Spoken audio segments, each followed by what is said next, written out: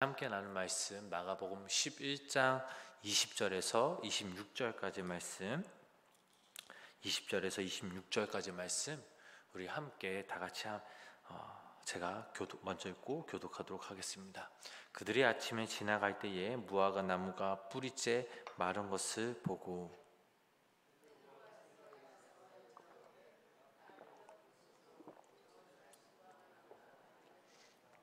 예수께서 그들에게 대답하여 이르시되 하나님을 믿으라.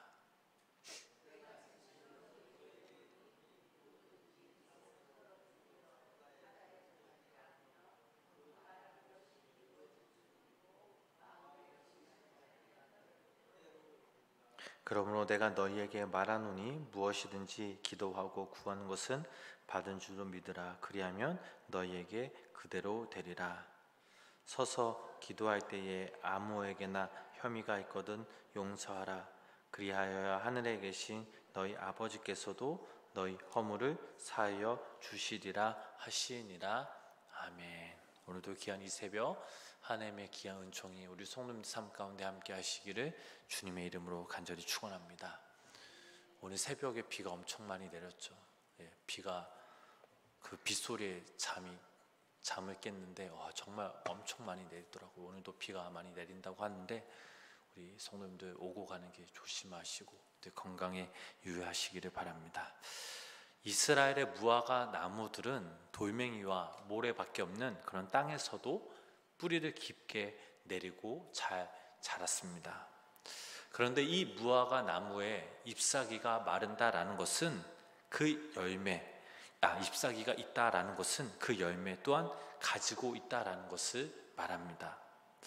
무화과 나무의 추수기는 보통 7, 8월이지만 3, 4월에는 이 풍요 열매가 열리고 늦게 거두는 경우 9월, 10월에도 이 열매를 따먹을 수 있기에 1년에 두세 차례 정도 이 열매를 먹을 수 있다고 합니다.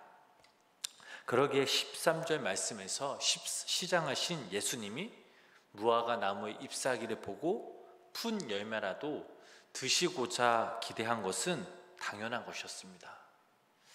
그러나 정작 잎사귀에는 아무런 열매가 없었기에 예수님께서는 말씀으로 그 무화과 나무를 책망하였고 그토록 생명력이 강한 무화과 나무일지라도 그 뿌리부터 말라 죽어버렸습니다. 자, 이 사건은 장차 성전이 완전히 파괴될 것을 예고하는 말씀이기도 하죠. 뿌리마저 말랐으니 이 나무는 더 이상 회생할 수 없는 상태가 되었음을 이미 말해주고 있습니다. 식물의 생명은 어디 있습니까?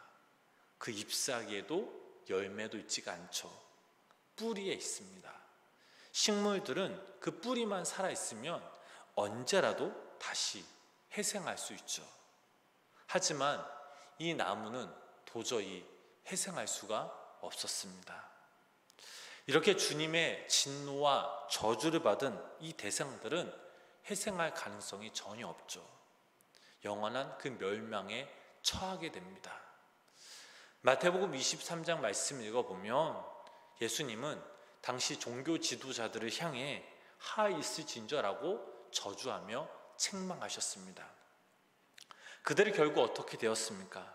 그들은 더욱더 악해져서 주님을 십자가에 못 박는 그런 무서운 죄를 범하는 사람들이 되었습니다.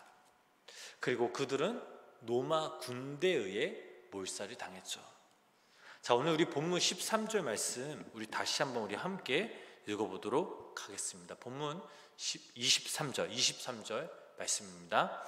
내가 전시로 너희에게 이르노니 누구든지 이 산더러 들려 바다에 던져지라. 그 말하는 것이 이루어질 줄 믿고 마음에 의심하지 아니하면 그대로 되리라. 아멘. 자, 이 말씀은 믿음에 관한 주님의 말씀이죠. 믿는 자는 그 산을 바다로 옮길 수 있다라고 하셨습니다. 주님은 어떤 큰 문제라도 의심치 않으면 그대로 되리라 라고 하셨죠. 우리가 살아가면서 가장 크고 두려운 문제가 무엇입니까? 먹고 사는 문제일까요?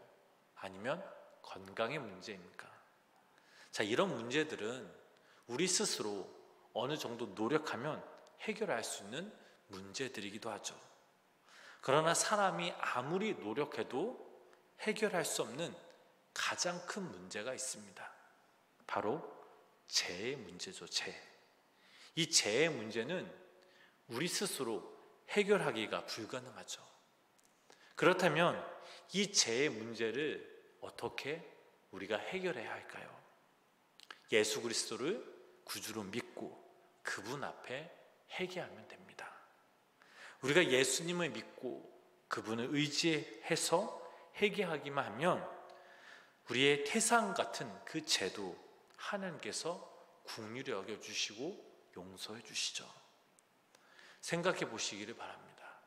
어떻게 우리가 하나님의 자녀가 되었습니까?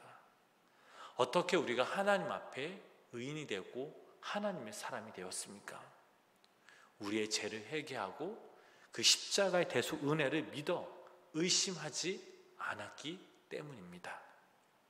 산을 옮겨 바다에 빠뜨리는 능력이 있다 한들 우리의 죄를 용서해 주시는 그 하나님의 자비를 믿지 못한다면 우리는 영원히 이 죄의 문제를 해결받을 수 없습니다. 자, 본문 24절 말씀 계속해서 함께 읽어보도록 하겠습니다. 그러므로 내가 너희에게 말하노니 무엇이든지 기도하고 구하는 것은 받은 줄로 믿으라. 그리하면 너희에게 그대로 되리라. 아멘. 이 말씀은 믿음의 전제 조건이 바로 기도라는 사실이죠. 믿음으로 전제된 기도의 효력을 밝혀주시고 계십니다. 우리가 주님께 믿고 기도하면 그 하나님의 그때에 하나님의 방법으로 들어주시죠. 그렇다고 해서 우리의 정욕으로 욕심으로 구해도 받는다는 그 의미가 아닙니다. 그렇다면 우리 주님께서 우리에게 가장 주시고자 하는 것이 무엇입니까? 바로 영원한 생명이죠. 요한복음 6장 27절 말씀을 읽어보면 이런 말씀이 있습니다. 우리 이 말씀 함께 읽어보실까요? 썩는 양식을 위하여 일하지 말고 영생하도록 있는 양식을 위하여 하라. 이 양식은 인자가 너희에게 주리니 인자는 아버지 하나님께서 인치신 자니라. 우리가 주님께 가장 알고 싶은 것, 그것은 바로 영원한 생명, 천국의 백성이 되는 일입니다. 그러므로 영생 얻기를 구하는 성도들은 이미 그 영생을 얻은 자들이죠. 본절의 말씀이 바로 이러한 뜻을 가지고 있습니다. 자, 그러면 어떻게 하는 것이 영생을 얻은 자처럼 행할 수 있습니까? 먼저 죄를 멀리하는 거룩한 생활을 해야 합니다. 천국 백성들은 이 죄와 가까이 할 수가 없죠. 우리 스스로 죄를 짓지 않도록 또 멀리하도록 노력해야 합니다. 다음으로 우리가 천국으로 소망을 둬야겠죠. 우리는 이 땅에 바라보는 사람들이 아니자 하늘의 사람들, 하나님의 자녀에게 저 천국에 소망을 두어야 합니다. 우리가 지닌 이 영원한 생명은 세상 그 어느 것도 비교할 수 없는 가장 가치 있는, 세상 사람들이 누릴 수 없는 하나님의 선물, 그 영원한 생명이 우리들에게 있습니다. 그러므로 우리가 이 땅에서 스스로 천국 백성으로서 살아갈 수 있도록 우리는 천국의 소망을 두고 그 믿음으로 주님께 나아가야 될 줄 믿습니다. 흔히 이스라엘을 포도나무에 비유하지만 또한 무화과 나무에 비유하기도 합니다. 예수님 당시 유대교가 바로 잎사귀만 무성한 무화과 나무와 같다라고 말하고 있습니다. 무화과 나무는 경치를 아름답게 하기 위해 심는 관상수가 아니기에 멋있지도 않고 또 목재의 재료도 사용되지 못합니다. 무화과 나무는 열매를 얻기 위해 심는 유실수이죠. 그러기에 열매 없는 무화과 나무가 무슨 소용이 있겠습니까? 우리의 신앙생활도 마찬가지죠. 하나님은 우리의 외모를 보시는 것이 아니라 바로 우리의 중심을 보시는 것처럼 우리의 겉모습만 보기 좋은 간상수로 부르신 것이 아니라 삶의 현장에서 열매를 맺도록 유실수로 우리를 부르셨습니다. 자, 그렇다면 우리의 모습은 어떻습니까? 경건의 모양은 있으나 경건의 능력은 부인하는 것처럼 잎사귀만 무성한 열매 없는 신앙인지 우리 스스로 이 말씀 앞에 우리 자신을 되돌아봐야 될 줄 믿습니다.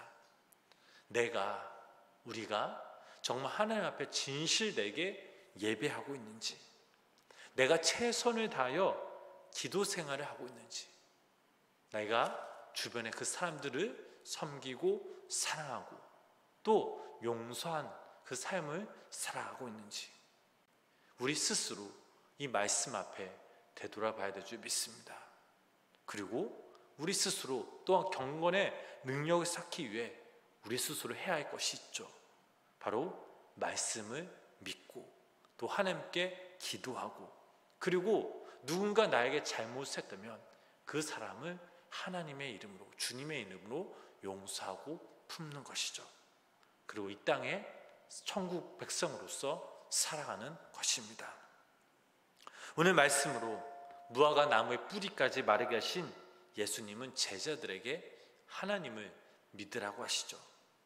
예수님이 제자들에게 하나님을 믿으라고 하시는 경우는 대개 제자들이 두려움에 떨거나 염려와 의심에 빠져 있는 그런 경우였습니다.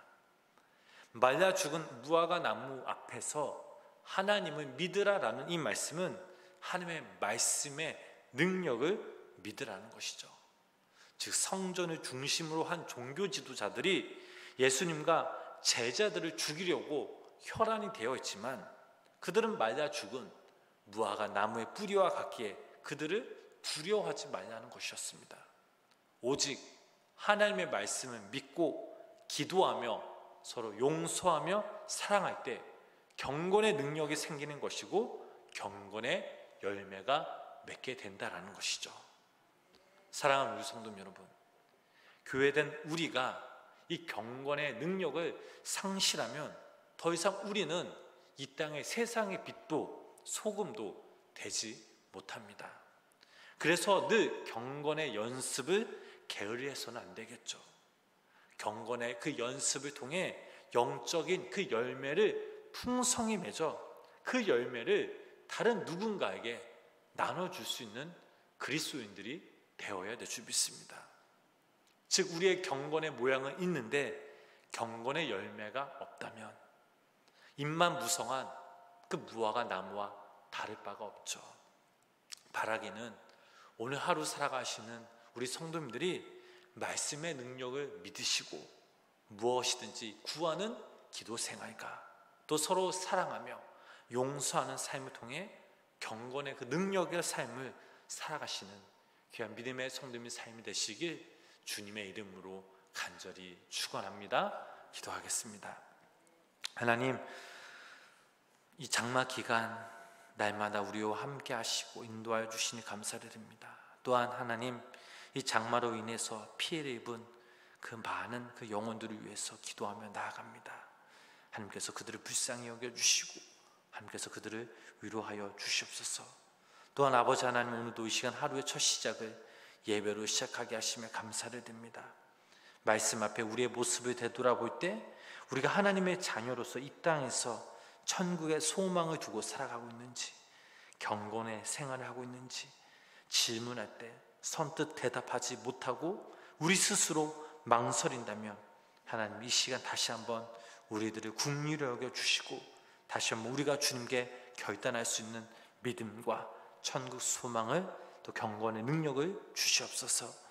바라기는 우리에게 허락하신 우리 각자의 삶의 자리에서 하나님이 보시기에 합당한 삶의 열매를 맺을 수 있도록 우리가 이 땅에서 더욱더 하나님 향한 믿음과 소망과 사랑과 열정을 가지고 하나님이 주신 그 믿음으로 최선을 다하여 믿음 생활하는 우리 모두가 되게 하여 주시옵소서. 우리의 모습, 우리의 삶의 열매들을 통해 주님의 나라가 세워지게 하여 주시고, 우리가 하나님의 자녀들로서 이 땅에 빛과 소금의 역할을 감당하는 귀한 성도님의 삶이 되게 하여 주시옵소서. 오늘 하루, 우리 이 하루가 내 것이 아니라 주님의 것임을 고백하면서 최선을 다하여서 하나님이 주신 그 마음으로, 믿음으로 살아가는 우리 모두가 되게 하여 주시옵소서.